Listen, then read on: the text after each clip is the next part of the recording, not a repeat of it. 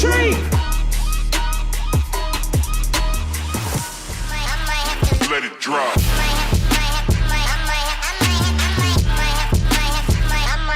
Let it drop. Yeah. 4 years Yeah, it's been 4 years. Since we've been recording? since we started the show. Wow. Yeah, 4 legislative sessions. Yeah. Wow. Yeah. Man. The time go by really fast. Yeah. Believe that. Yeah. It went by fast. I got so much more to say. Yeah. Really. And just reflecting back to about 4 years ago,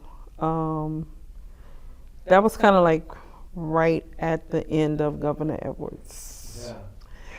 You know, I remember having meetings with him, you know, going into the governor's mansion and him greeting me at the door by name. Hey, Consuela, nice to see you again. Yeah, He and nice, his huh? wife, you know, and I was like, I thought back to, you know, when I was still incarcerated, like I never would have imagined I'd be on first name basis with the governor. Right.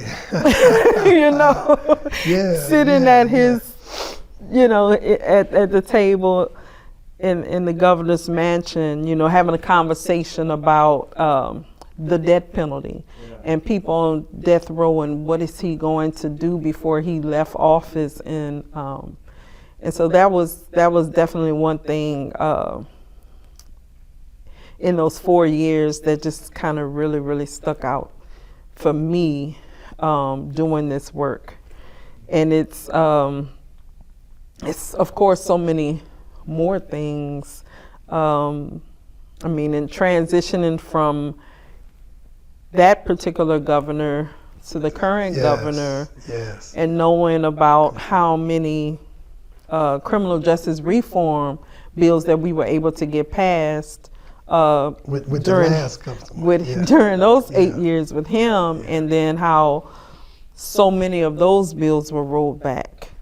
That was painful. That was painful. It has been a lot of different transitions, presidential transitions, governor transitions, legislative transitions.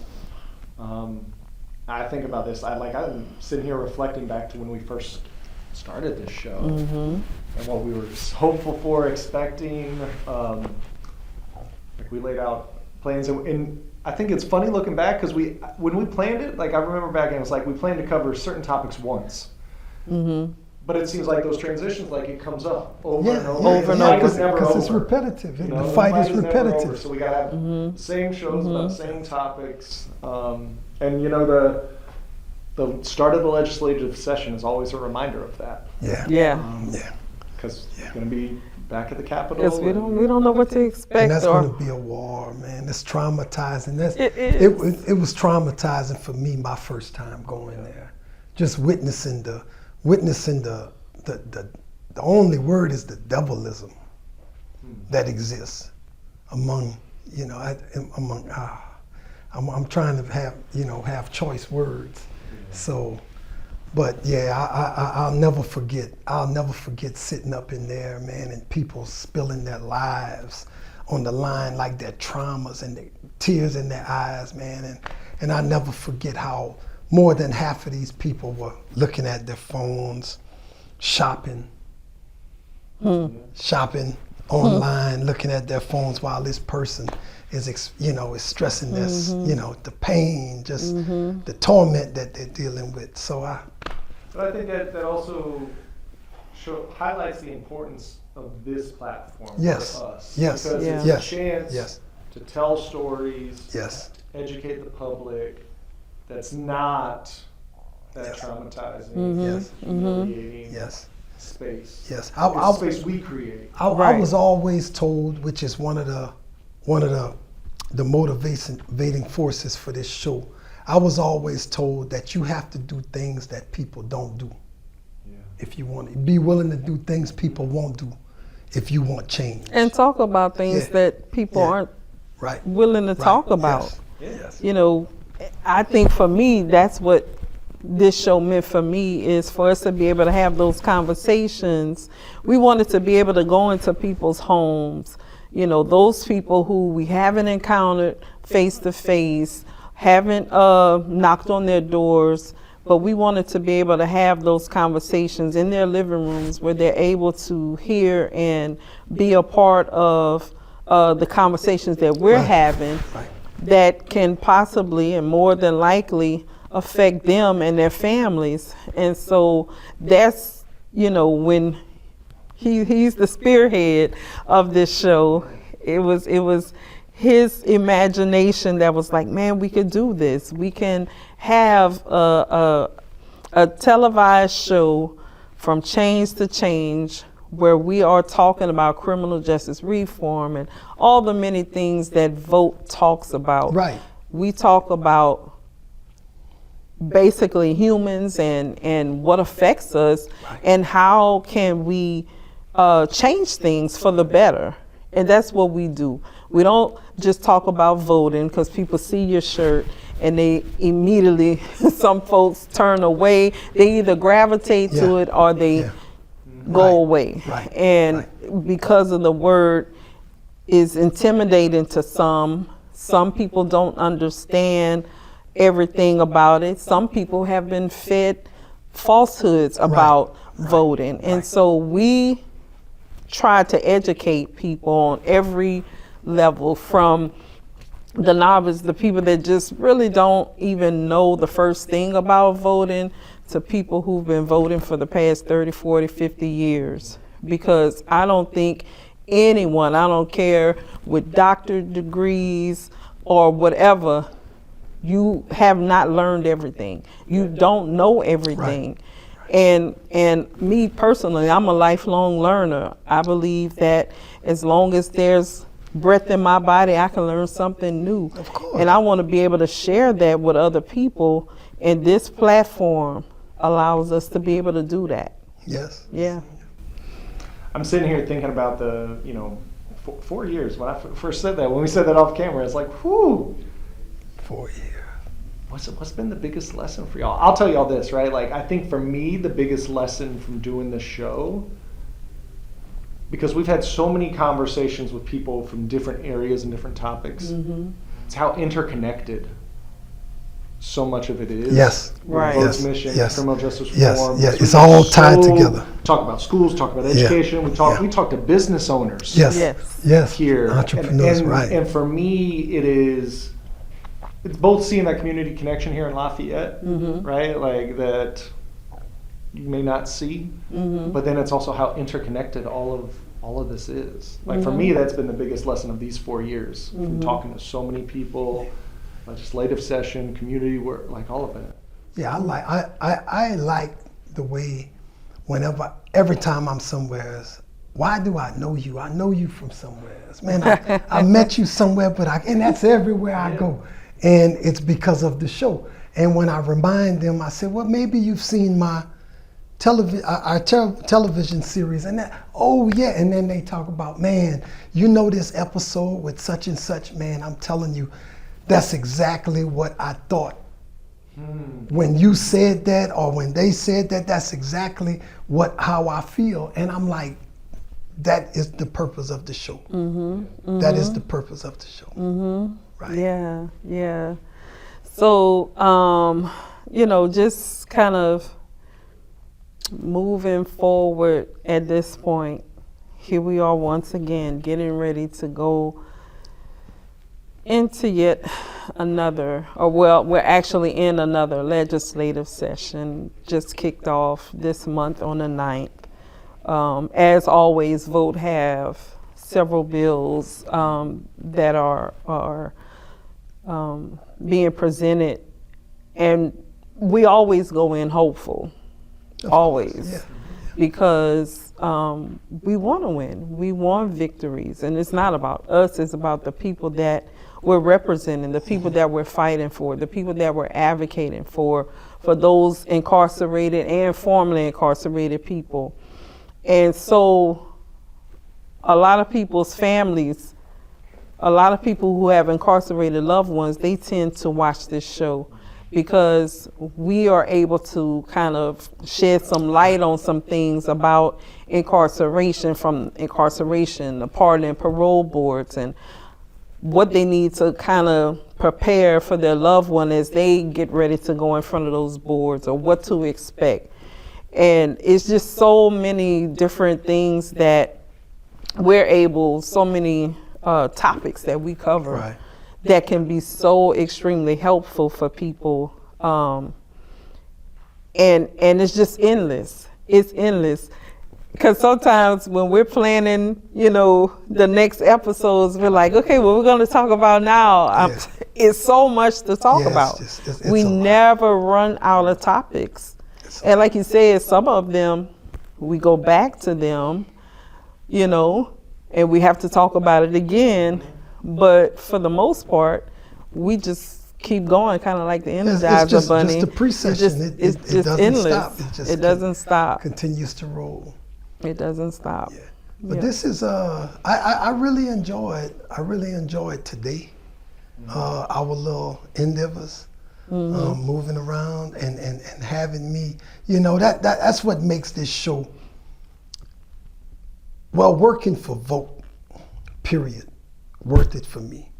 Today, as we were at the King Center, we went into the bathroom, and that was my first time. Now I know I probably told y'all the story, or you might have read it in the book, but man, that was the first time in person. And I've been home 22 years.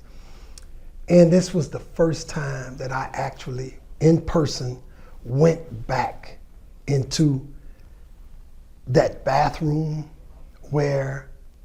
which was my home, in the park bathroom when I was homeless, after, the incident with moms. And at that moment, I was it's weird, the feeling, because I felt like I was in the middle of my pain and my purpose at that moment, at that one time. So I couldn't be angry, sad, or rejoiceful, because so much happened. So much of my purpose stems from that incident, because in that bathroom that night, I remember that particular night, I made the decision to kill and die, because I had nothing else. And I remember that. And I was standing in there thinking about that, and was like, I survived. I'm strong, but I can't forget this though. My kids, the suffering that they had to go through for me to learn this. Which is the reason why I have to be a part of Vote, which is why we have to do this, because that's the only way I can pay my kids back for the torment that I caused them, from my absence, they have to live my life. Think about that. My kids have to relive my life. They have to be compared, like my sons have to be compared to me prior to going to prison. Right. So they're always trying to prove that they are like their dad. But the dad that the people tell them about, not the dad that came home from prison, like the real me. Not the costume society put on me. I'm talking about the me once I woke up. Once I was introduced, once my God introduced himself to me, this is who I am. This is the product of that. And it's so hard still for them to understand this, to understand me, until they both found themselves in that predicament, and which is what you try to prevent. Yeah. Almost. Because at that point it can be too late. It can be. You see them, 40 so they years. don't repeat history. 40 years, getting out of prison after 40 years, 37 years. It could be almost too late sometimes. And, you know, and that's your worst fear, man, that your child has to endure what you went through. Right. That's your worst fear. And then, well, your first kid, this one is your first one, right? Oh my God, bro, you got a lot of. But I think you bring up something that's central to not just your life, Marcus, but also like the work of Vote, in that so much, and it's part of the reason I work with Vote, right? Not just because it's the best people in the world, and people with Vote get the best hugs, as I say all the time, but there's a way the world sees you, the way you are and you know yourself to be, and how those things can sometimes, right, like come to a head, because Vote is all about like, how do we show the world that you and I are actually the same? Right. Right. Not this caricature of a human, this evil person. Right. And for me, that's something I always come back to, right? Like the way that we dehumanize incarcerated people. Yes. Right, because we can't even use the term guilty people, because there are a lot of incarcerated people that are not guilty. Yes. Right. Oh, more than a lot. More than a lot. And it's the way we dehumanize folks so that we don't have to care about them. And right, like, and so for you, like, I see this as a constant theme, especially with incarceration and criminal legal system. And I see it in schools all the time about who do we label the bad kid, right? That gets suspended and kicked out of school. Because do people actually know you? No. Right? Right. No. That's Do right. people actually know That's you? right. Right. That's right. And for me, Vote is that, we're talking about community, but that fabric of actually getting to know people, Right. actually seeing people. Right. Right. The vulnerability, the imperfections. Right. Relationships. Yeah. Relationships, regardless of who you are. Yeah. Relationships. And that's why we emphasize so much on storytelling. Yes. Because we want to tell our own stories. We don't need anyone from the outside telling Marcus' story or my story or even your story. When we have the ability to tell our own stories, where people can connect with us or disconnect, you know. But if we aren't given that opportunity to share our stories with people, Well, it could. you know, Allowing other people to tell your story could be extremely reckless. In the instance with my kids, with my boys, other people told my story, and my boys, they told the wrong story. They didn't tell them about my pain. They didn't tell them that I had no other choice. Like they didn't tell them that I had no guidance. It's missing that I pieces didn't, of I didn't the have story. a father to ask a question to. They didn't tell them that I had to learn masculinity. I had to learn everything trial and error. yeah, I had to just do it. No one, I didn't pick it up from nobody. I just had to do it.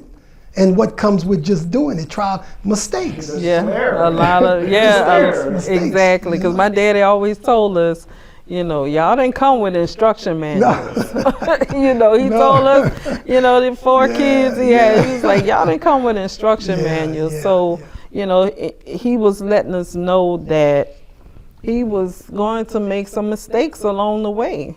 With 4 different little personalities, he was going to err. Right. He's trying to figure it out because no one gave him a book on me or a book on my brother or my sisters to give them step-by-step instructions on how to raise me or how to interact with me.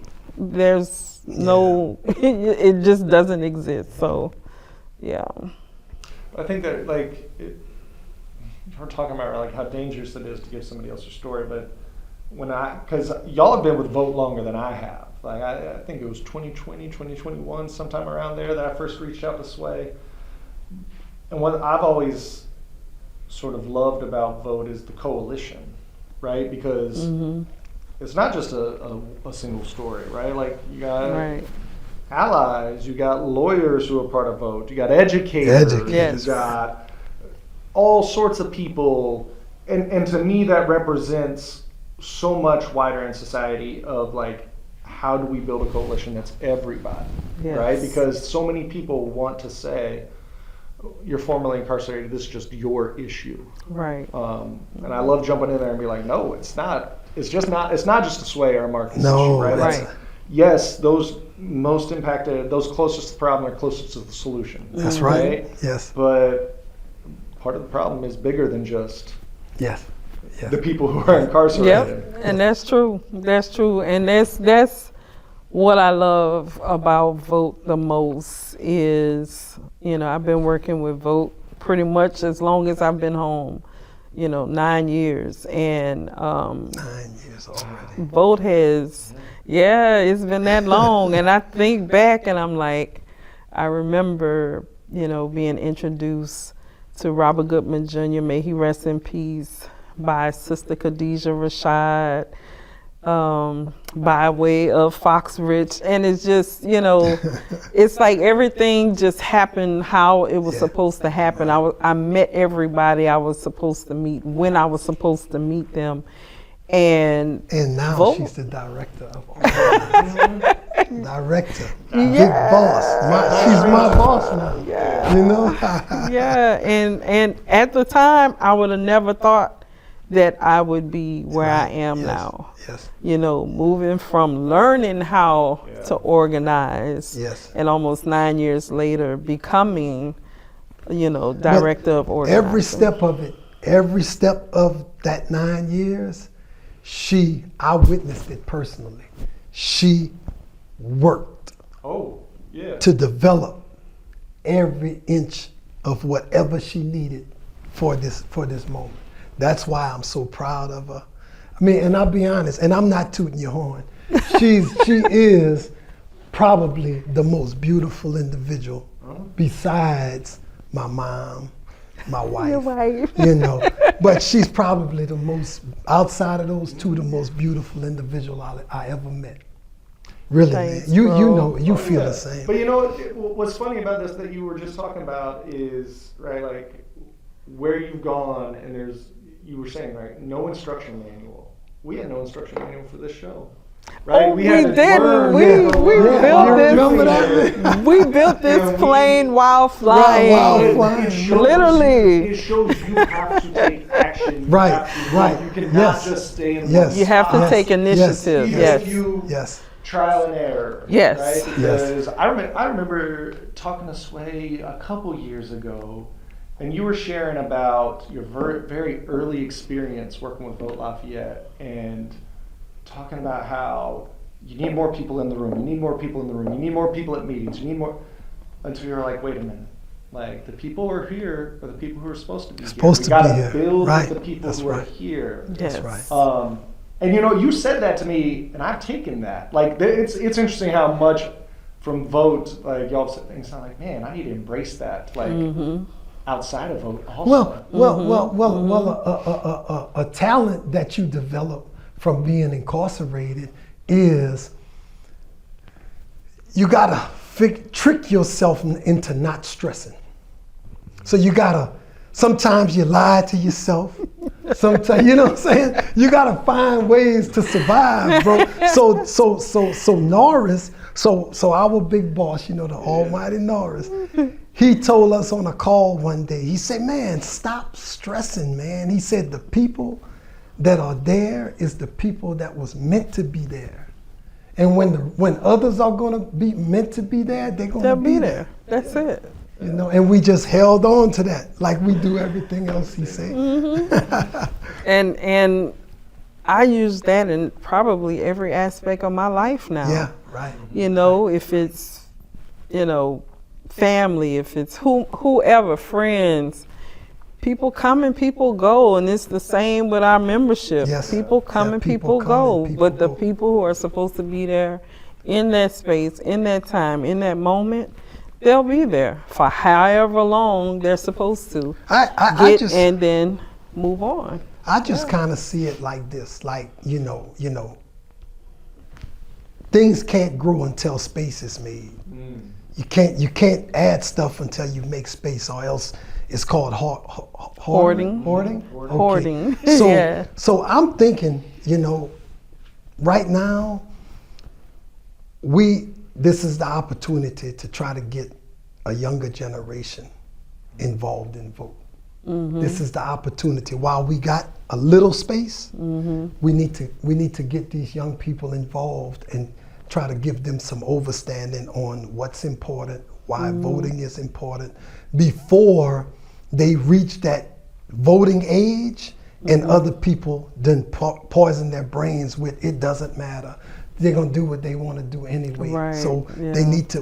That's why I was telling Timmy, we need to get vote into those schools. Right?